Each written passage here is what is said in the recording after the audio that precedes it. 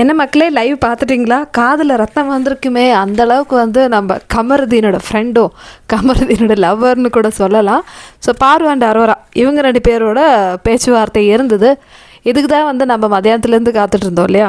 இதுக்கு ஒரு முடிவே இல்லையா அந்த மாதிரி இருந்தது. ஆனால் ஒரு விஷயம் சொல்கிறேன், இந்த சீசன் முடிகிற வரைக்கும் இந்த பிரச்சனை இப்படியே தான் இருக்கும், எந்த சேஞ்சஸும் இருக்காது. ஸோ இவங்க 2 பேரும் அவங்களுடைய பாயிண்ட்ஸை வந்து சொல்கிறாங்க. இவங்க சொல்லும்போது எப்படி தெரியுமா இருந்தது? கமருதீன் இவங்க 2 பேர்கிட்ட ஒரே மாதிரி தாங்க பண்ணியிருக்காங்க. நம்மளுக்கு தெரியுது பார்க்கும்போதே. பட் இருந்தாலும் இவங்க 2 பேரும் உட்காந்து பேசும்போது தான் வந்து அவங்க 2 பேருக்கும் புரியுது. அரோரா சொல்லியிருக்காங்களாம், கமருக்கிட்ட நீ அவகிட்ட பேசிக்கோ, என்கிட்ட பேசாத அப்படின்னு சொல்லியிருக்காங்க. அதே மாதிரி பாருவும் சொல்லியிருக்காங்க, நீ அவகிட்ட பேசி என்கிட்ட பேசாதன்னு சொல்லிட்டு. சரி, அப்படி பேசாமல் இருந்தால் இப்போது பாரு கமருக்கிட்ட பேசலைன்னா பாரு உட்காரும்போது அப்படியே வந்து பார்த்துட்டே இருப்பான், ப்ரெசன்ஸ் மட்டும்தான் என்கிட்ட இருக்குன்னு சொல்லிட்டு அரோரா சொல்கிறாங்க. பாரு அதே தான் சொல்கிறாங்க, அவன் உங்ககிட்ட பேசாமல் இருந்தால் நீ எங்கே இருக்கன்னு சொல்லிட்டு உன்னை தான் பார்த்துட்ருப்பான், அவனோட ப்ரெசன்ஸ் மட்டும்தான் என்கிட்ட இருக்குது. அப்போது பிரச்சனை யார் மேலே? நம்ம காமமாம மேலே தான் பிரச்சனை. ஸோ இவருக்கு வந்து ஐ லவ் யூ டூ அந்த மாதிரி தான் இருக்குது. 2 பேருக்கிட்டேயும் வந்து இவருக்கு வந்து வச்சுக்கணும். ஸோ இது வந்து முடியாது இல்லையா? இந்த பிரச்சனைக்கு ரீசனே வந்து கமருதீன் தான். ஸோ அரோரா என்னமோ பெரிய உத்தமை மாதிரி வந்து பேசிகிட்ருக்காங்க பார்வதிக்கிட்ட. அவங்க பேசுகிறது பார்க்கும்போது ரொம்ப டீசெண்ட், இவங்களுக்கு மேலே டீசெண்டே கிடையாது அந்த மாதிரி இருந்திருக்கும். ஆனால் நம்மளுக்கு தானே தெரியும் அரோரா மேடம் வந்து என்ன கம்பு மாமாக்கிட்ட வந்து சொல்லியிருப்பாங்க. நேற்று நைட்டு கூட தான் வந்து பார்வை மாட்டு சாணின்னு சொன்னாங்க. அந்த மாட்டு சாணி கூட சேராதான்னு சொன்னால் நீ கேட்குறியா? காலையில் வரைக்கும் அதையே சொல்லிட்டு இருப்பேன், ஆனால் விடிஞ்சா திருப்பி அவகிட்ட தான் போய் சேருவேன். அவெல்லாம் ஒரு ஆளுன்னு சொல்லிட்டு எத்தனை தடவை மியூட் போட்டிருக்காங்க, பீப் போட்டிருக்காங்க பிக் பாஸ் லைவ்ல. அவனுக்கு வேண்டாம் கமருதீன், அவனுக்கு செட் ஆக மாட்டான், அவளுக்கு தான் ஆள் இருக்கு, என்னெல்லாம் இந்த அரோரா வேஷம் சொல்லிடுச்சு. இப்போ வந்து பாருக்கிட்ட எவ்வளோ டீசெண்டா, நான் எதுவுமே பண்ணலப்பா, நான் சொல்லிட்டேன் ஆல்ரெடி, நீ அவகிட்ட பேசிக்கோன்னு சொல்லிட்டு. அவன் தான் கேட்க மாட்டேன்றா.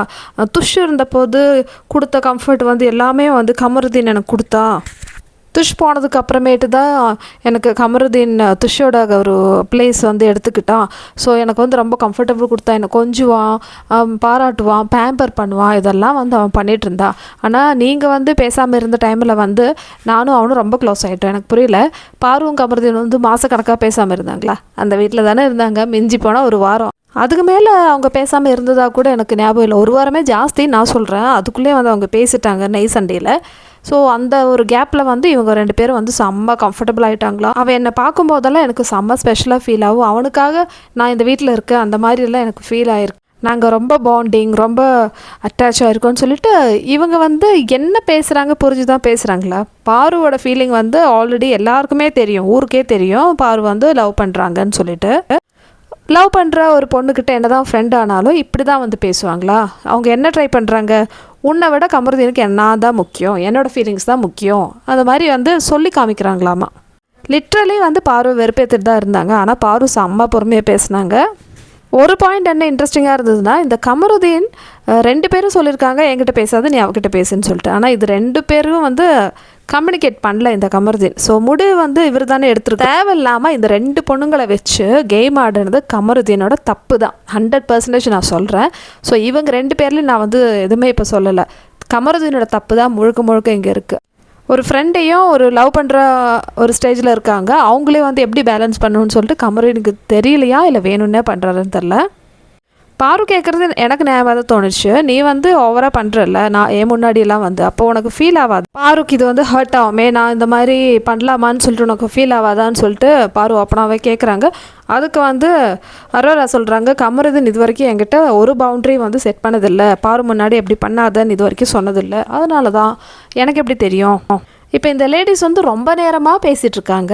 சரி, நம்ம கம்மு என்ன பண்ணுறா அப்படின்னு சொல்லிட்டு கேமரா காமிக்கிறாங்க. என்ன பண்ணுறாருன்னா வியன்னா கூட உட்காந்து கண்மணின்னு சொல்லிட்டு பாட்டு பாடிட்டுருக்காங்க. அடப்பாவி, ஆல்ரெடி நீ வந்து பண்ண காரியத்தில் அவங்க 2 பேரும் வந்து பைத்திய மாதிரி உட்காந்து பேசிகிட்ருக்காங்க. நீ 3rd லைன் ட்ரை பண்ணிட்டுருக்கியாடான்னு தோணிடுச்சு இவர் பண்ணுற விஷயங்கள் பார்க்கும்போது. ஸோ அதுவும் எப்படி ரிலேட்டடான பாட்டாக பாடுறீங்க மிஸ்டர் கமருதீன், சொல்லுங்கள். எல்லாத்துக்குமே காரணம் இந்த கமருதீன் தான். ஆனால் இவனால் வந்து 2 பொண்ணுங்க வந்து புலம்பிட்டு இருக்காங்க. அதெல்லாம் எனக்கு பிரச்சனை இல்லைப்பா, நான் என்ஜாய் பண்ணுவேன், இதுதான் என்னோடய கேமுன்னு சொல்லிட்டு அவர் வந்து வந்த வேலையை பார்த்துட்ருக்காங்க. இவர் என்ன சொல்கிறது? சரி, இப்போ கடைசியில் முடிஞ்சிச்சா இல்லையான்னு பார்த்தா டாஸ்க் வந்துடுச்சு, அதனால் இவங்க 2 பேரும் எழுந்து போயிட்டாங்கப்பா.